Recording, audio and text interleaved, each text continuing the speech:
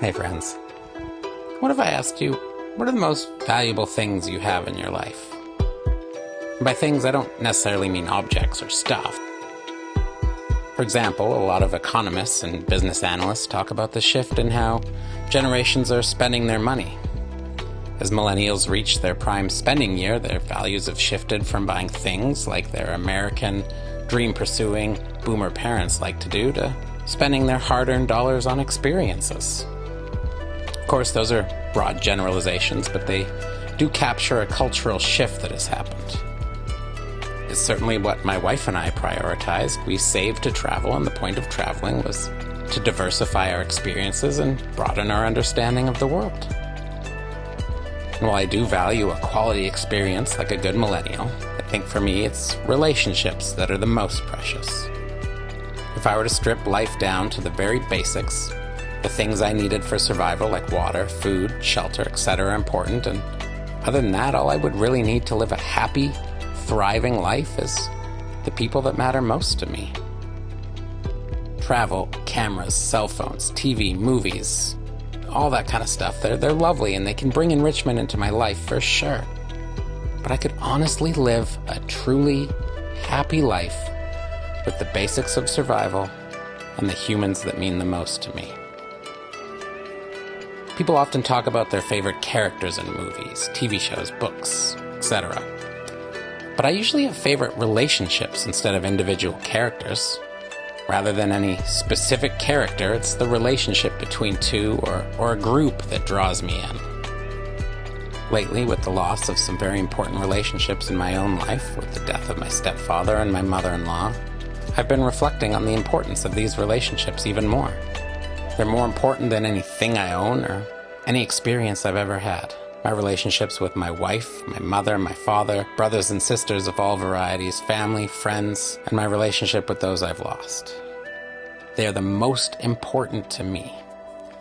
They've helped define who I have become and who I want to be. Relationships don't really cost money necessarily, but the value we put into and get out of relationships comes from maintaining them. And maintaining relationships isn't always easy, but it is worth it. It takes work, it takes time, it takes effort, and it takes a lot of love. But the value they bring to my life in return is immeasurable. And it's not just those big moments, you know? Yes, the birthdays, the weddings, the parties, they're fun. They're a lot of fun, but the small moments are important too. Grabbing a coffee, going for a walk, just hanging out at home and chatting. Life is made of these small moments. Now, when I was young, it seemed as if those relationships would always be there. I mean, you know, my mother, my father, those relationships have been there my whole life. And sometimes I can forget to make time for those people in my life that are so important. And in a way, that's a testament to building strong relationships. You know, they can weather some prolonged periods of no contact. And when you come back together, it's like nothing's changed.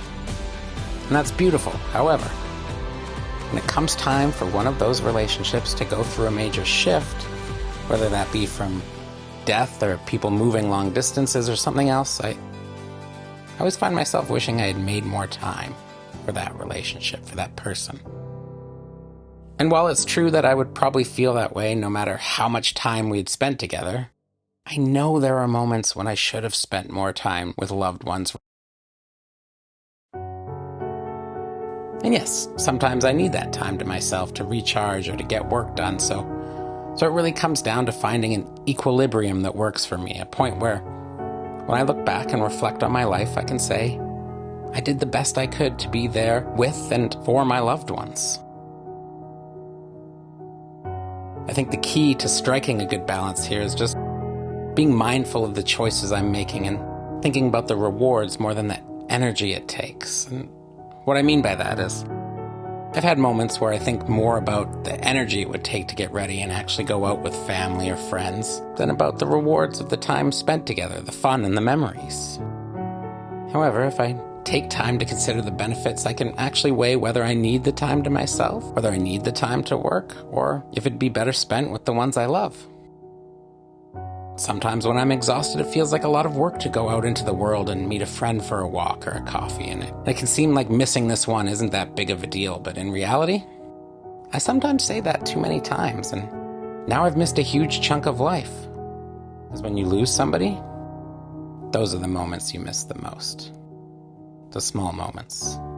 You do anything to grab one more coffee, to have one more beer, to talk to them one last time. And that's not to say that when the person is gone, the relationship is over. It's just drastically changed and now terribly one-sided. However, I'm a part of that relationship, and that relationship will always be a part of who I am. And those really special people, the ones closest to us, well, they change us forever. They're a part of who we are in the world, and nothing truly goes away in this world. It just changes form. There may be no more new moments spent with the other person, but who they were has affected who I am, and that effect will echo into the world through me, and even more so through all the other people they've affected in their life. So yeah, things and experiences are a part of life, and they certainly have value, and they can even enrich our lives. But for me, nothing is more important than who I share those things or those experiences with. The travels I've done with my wife were made all the more special because we were together and shared them.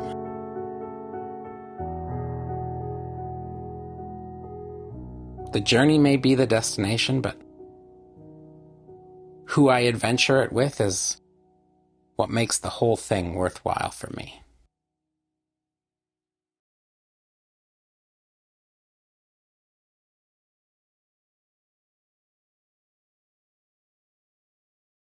See you later, friends.